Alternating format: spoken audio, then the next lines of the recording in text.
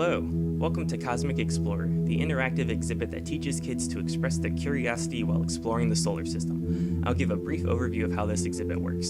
So first off, our exhibit is split up into two scenes. The one on the left is going to be projected onto a wall, and the one on the right is going to be projected onto the floor. I'll be referring to them as the wall scene and the floor scene. So for the floor scene, we have a rendition of a solar system from a top-down view.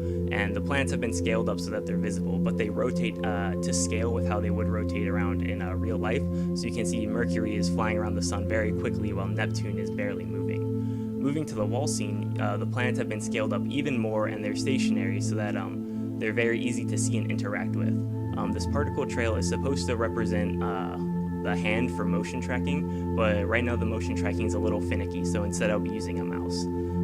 The player can hover over planets and they will grow in scale so that you know that you selected them. And if you hover over them for 1.5 seconds, the floor scene will switch to a 3D zoom in of the planet.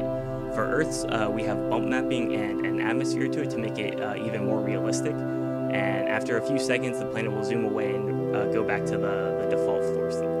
Over time, there'll be what we call Easter eggs that fly around, like you just saw the astronaut. There's also a space shuttle, an asteroid, a comet, and a Tesla. So these are all just small features to keep kids interacting with our planets.